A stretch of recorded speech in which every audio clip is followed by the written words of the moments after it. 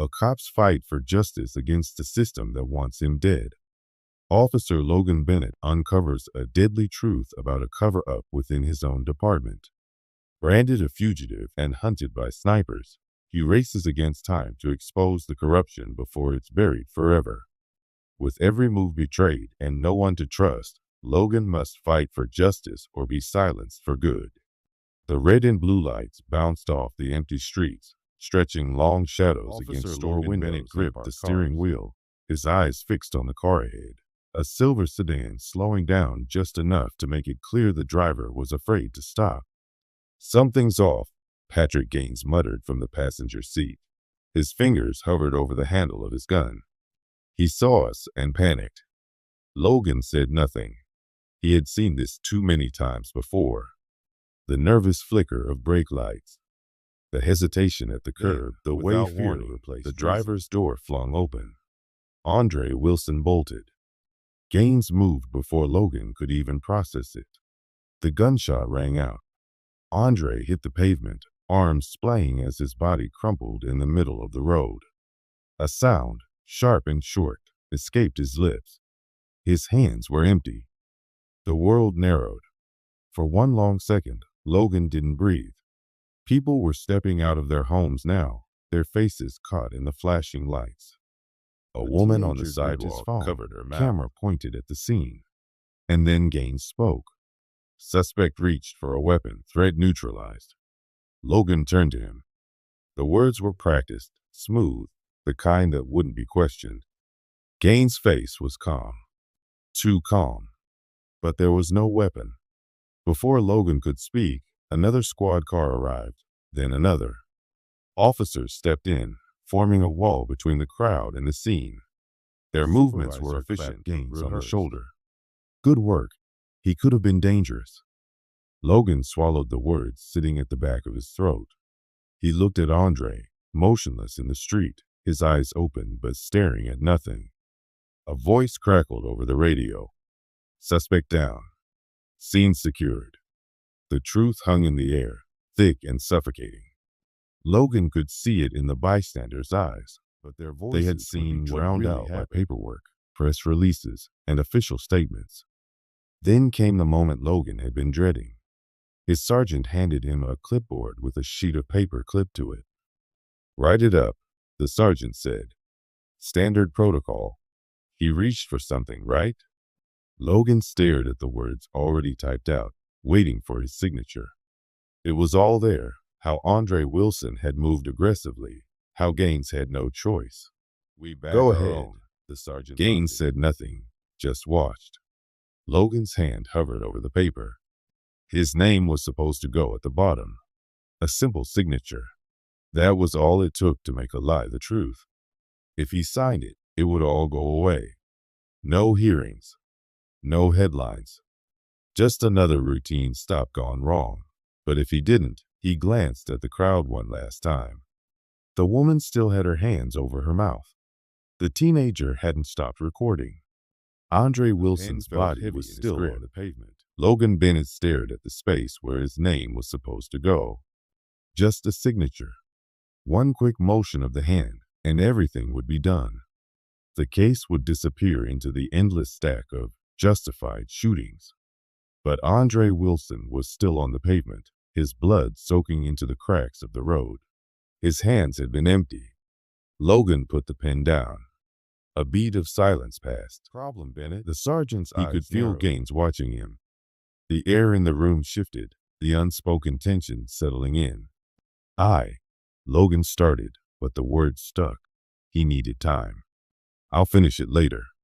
The sergeant didn't push. "Not yet. Don't take too long." He walked away, leaving Logan standing there, his pulse thudding in his ears. Gaines smirked, clapping a hand on his shoulder. His voice was easy, casual, like they had just grabbed coffee instead of leaving a man to die. Logan forced a nut and left. Judge Malcolm Reed rubbed a hand over his face, scanning the report on his desk. Another officer involved shooting. Another black man dead. He had seen this before, too many times. But something about this case didn't sit right. The initial statement from Officer Bennett was vague, not outright false, but cautious. And then there was Gaines, the officer who fired the shot. His version of events was too clean, too rehearsed. Reed had spent decades watching the system protect itself. Evidence misplaced. Witnesses pressured. Officers promoted instead of punished. He knew exactly how this would go, unless someone forced it in another direction. He leaned back in his chair, tapping a pen. He could feel it. The meeting room was cold, sterile. Logan sat across from department brass, men with decades in the force, their faces carved from stone.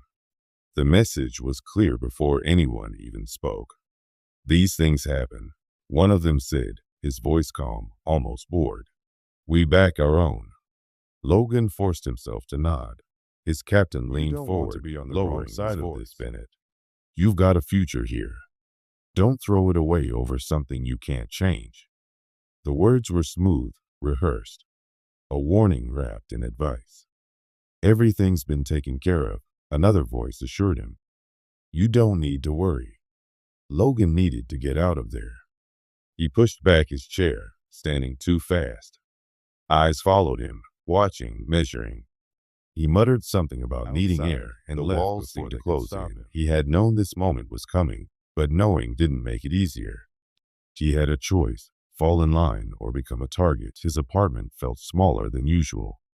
He sat on the couch, staring at nothing, the weight of the last 24 hours crushing him. A knock at the door. Logan tensed. No one came by unannounced. He opened it, and there was Gaines. All smiles. Easy posture. Just checking in, like nothing had happened. He stepped inside without waiting for an invitation. Crazy couple of days, huh? Logan didn't answer. Gaines dropped onto the couch, stretching out like he owned the place. You're overthinking this, he said. It's done. It's handled. We're good. Logan stayed standing. Gaines looked up at him, studying his face. Something in his eyes flickered, not anger, not fear, but something darker. You signed it, right? He asked. Gaines smiled. Logan's pulse pounded, but it didn't reach his eyes. You're not gonna do something stupid, are you? Logan forced himself to shake his head. No, the smile stayed, but something shifted in the air. Good, Gaines said, standing up. Because we look out for each other. That's how this works. Logan watched him walk to the door, watched the easy way he moved, the confidence in his step. Get some rest, partner, Gaines said before, but the walls still felt too close. The next morning, Logan checked the system for the body cam footage. It was gone. A system error had wiped it. Just like that. His stomach twisted as he scrolled through the files. Witness statements had been marked as unreliable. The report was finalized. Andre Wilson, a suspected gang member with a violent past. None of it was true. None of it mattered. The machine had done his hands clenched into fists. That night, his phone buzzed. An unknown number. A text message. You know the truth. Tell it. Logan stared at the screen. His heart beat faster. He didn't know who sent it. Didn't know if it was a warning or a plea. But he knew one thing for sure. He was in danger. He was in danger. Logan's eyes stayed locked on the message glowing on his phone screen. His thumb hovered over the keypad, but he didn't send a response. Someone out there wanted him to speak up, and someone else wanted him to stay quiet. He set his phone down and rubbed his hands over his face. The walls of his apartment felt too thin, too exposed. Every shadow outside the window stretched longer than it should have. They were watching. He needed to move carefully. Judge Malcolm Reed flipped through his case notes, frustration building in his chest. The deeper he dug, the worse it got. They had vanished. Calls went unanswered. People who had spoken out the night of the shooting had suddenly changed their stories or disappeared altogether. The official reports were clean, too clean. Sanitized. Everything pointed to Andre Wilson being a threat, a known affiliate of a gang with a violent history. The kind of man officers could justify killing. Except there was nothing in Andre's actual record to back that up. No ties to gangs. History of violence. Just another fabricated excuse. Reed had seen this before. He knew exactly how the system buried its secrets. But this time, something was different. The cracks were showing, and the only person who could break them wide open was Logan Bennett. The first sign was the dead rat in his locker. Logan stopped short, the metallic scent hitting him before his eyes even registered what sprawled on his neatly folded uniform, its head twisted at an unnatural angle. A note was shoved beside it. Rats get eradicated. A slow burn of anger mixed with the cold weight in his stomach. He shoved the locker shut and looked around. No one was watching, but someone had done this. Someone close. Later that night, he found his tire slashed. Then came the unmarked car, parked too close to his apartment, its engine running just long enough to make sure he wanted him to know. If he stepped out of line, they would bury him. Logan knew meeting Reed was a risk, but he was running out of options. They chose a neutral spot, an old diner on the outskirts of town. Nothing fancy, just a place where no one would expect them. Reed was already seated when Logan slid into the booth across from him. "You're in deeper than you think," Reed said, skipping the small talk. Logan leaned forward, for him, keeping his voice. "The body cam footage, the reports, they're all fake." "I know." Reed set his hands on the table, his fingers tapping once. "But I need more than that. I need you on the record." Before Logan could respond, the door to the diner slammed open. 4 men in black masks moved fast. Too fast. One grabbed Reed, yanking him from his seat. Another swung at Logan. He barely ducked before a fist crashed into the side of his head, sending him to cross his ribs as a boot slammed into his side. Reed grunted in pain, struggling against his attackers, but they were stronger, more prepared. Logan threw his elbow back, connecting with someone's jaw. The moment of hesitation was all he needed. He drove forward, sending one of the masked men crashing into a table. Reed wasn't as lucky. A hard crack echoed through the diner as his head snapped back. He slumped to the floor, unmoving. Logan didn't think. Behind him, he ran. A voice cursed. The back door was only a few steps away. He hit the alley, lungs burning, feet pounding against the pavement. He could hear them behind him, close but not close enough. He ducked down a side street, weaving between cars, putting as much distance between him and the attackers as possible. Only when he reached a crowded intersection did he stop, hands on his knees, heart slamming against his ribs. Reed was in the hospital. This wasn't just Logan corruption. Was still alive. This was a conspiracy. The next day, Logan started digging. Gaines had a history. A long one. Case after case of questionable shootings. Men who had reached for a weapon, but never had one. Complaints from civilians that had disappeared. Internal investigations that had been swept under the rug. And every time, Gaines had walked away clean. The department had covered for him. Logan scrolled through the records, and again, each one making his stomach tighten. This wasn't just one bad cop. This was an entire system protecting him. And now, that system had its eyes on Logan. He knew something was wrong the second he stepped into his apartment. The door was locked, but something was off. The air felt different. Then he saw it. His couch cushions had been torn open, stuffing spilling onto the floor. His kitchen cabinets had been yanked open, dishes smashed beyond repair. And on the wall, in thick red paint, were 4 words: "Stay silent or stay dead." Logan's blood turned to ice. They had been inside. They had been in his home.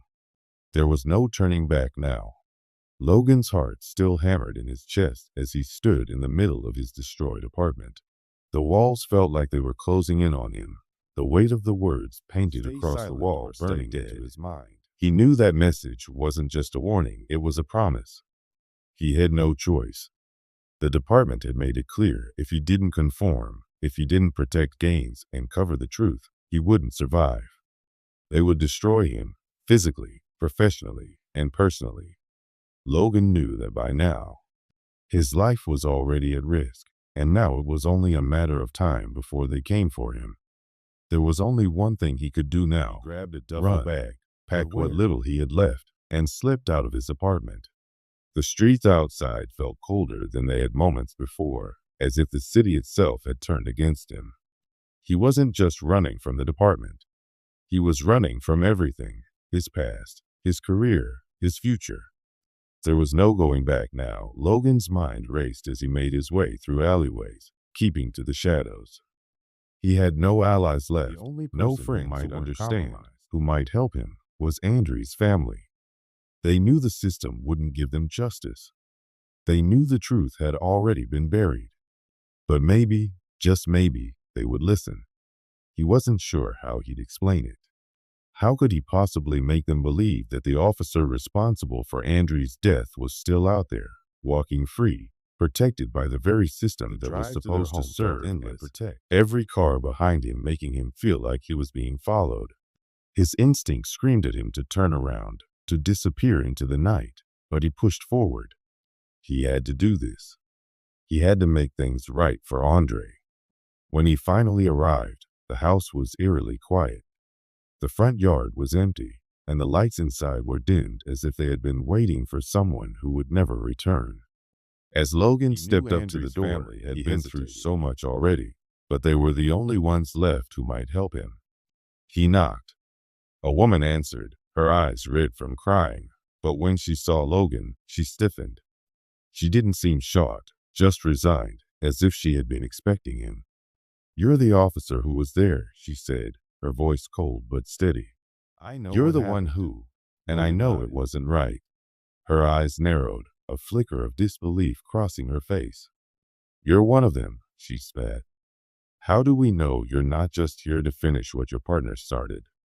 Logan's heart sank. He had expected anger, but not this level of distrust. "I'm not here to hurt you. I came because I need your help." She studied him for a long moment. Inside, the house was quiet, too quiet for a family that had just lost someone they loved. The walls were covered in photos of Andre, but they didn't seem to bring warmth to the place. Instead, they reminded Logan of the pain in their eyes, the weight of their grief. They had already been let down by the system, by people they should have been able to trust. What would they do if they found out that the man responsible for their son's death was still out there? She spoke again. We knew it wasn't right. He wasn't the kind of person they said he was. But no one will listen to us. The police, the courts, they're all against us. Logan's gut twisted. He couldn't even promise them justice. He could only offer them the truth. But even that was dangerous. "I've seen the real footage," he said quietly. "I know what happened." Her eyes widened, disbelief flashing in her gaze. "What do you mean, give them everything?" Logan hesitated. Not yet, but he had to try. "I can prove it wasn't an accident, that Andre didn't deserve what happened to him. The footage, body cam footage, it shows he was surrendering before Gaines fired." She recoiled. "How do you have that? That doesn't matter right now. What matters is getting it out before it disappears like everything else." She swallowed hard, her face softening with the weight of Logan's words. Logan gave a grim nod. "I know, but I don't have a choice." She stared at him for a long moment, her gaze fierce. "We don't have a choice either. Let me help you." With Andrew's family behind him, Logan knew what he had to do next. He had to get the truth out. The police were already watching him, so he had to be careful. They couldn't afford to make any place they would never expect him to go. The secured police server, where all the real footage was kept, the files that had been buried. That night, Logan made his move. The police station was quieter than usual. It was late, and most of the officers were already gone for the night. He slipped inside under the cover of darkness, using the badge he had kept as a way as he moved through the corridors, each step closer to the server room, making him feel more exposed.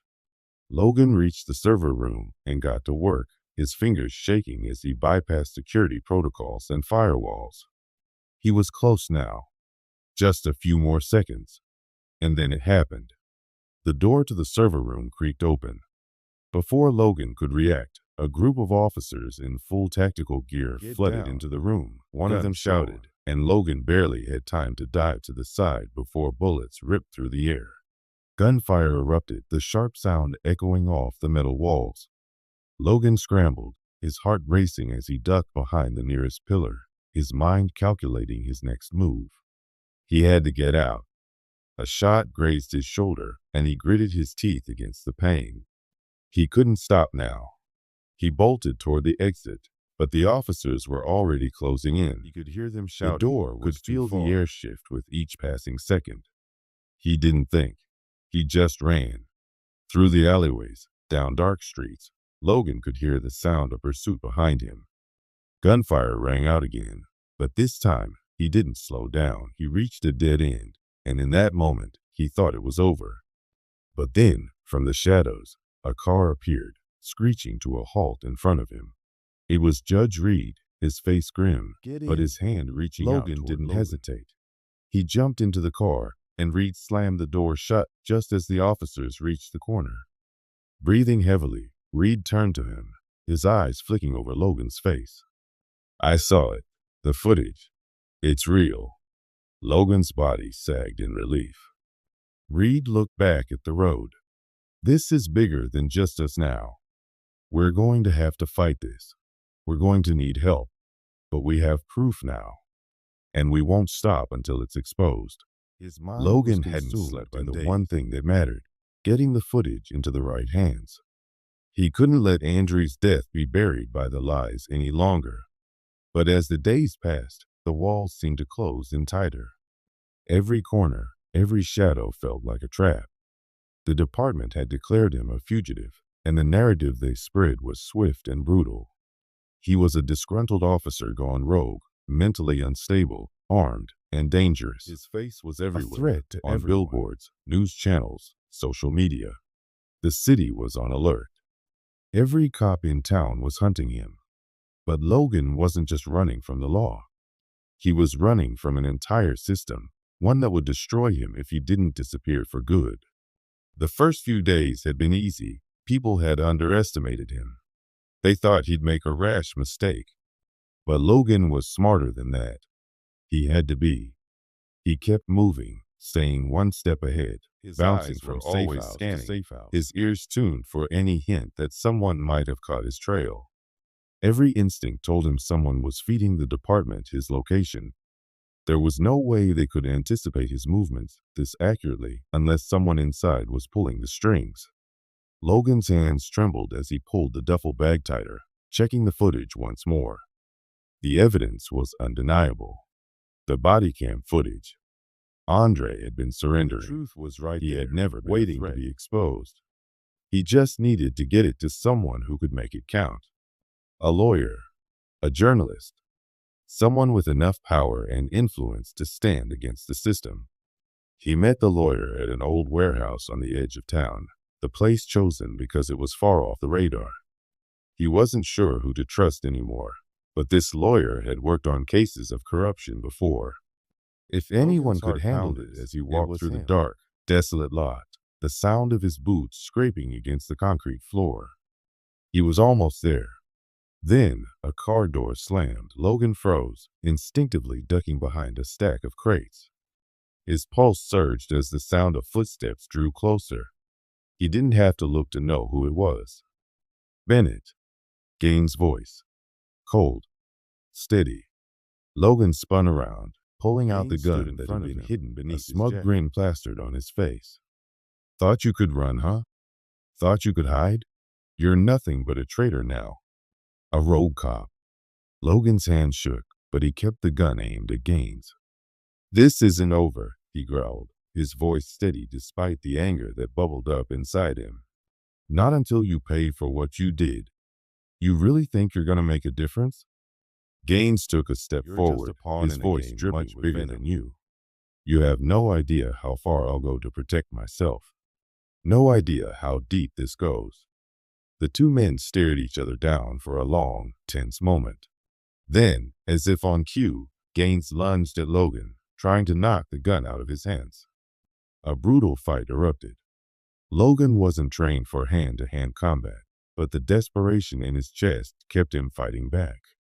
Gaines was stronger, faster, but Logan was each one pushing the other back.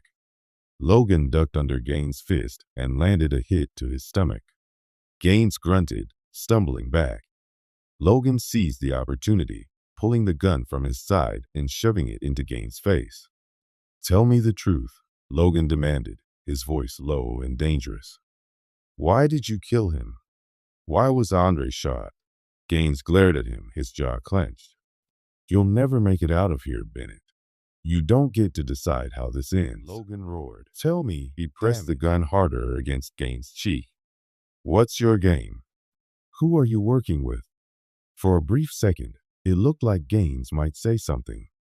His lips parted, his eyes flickering with something close to fear. Then, everything changed.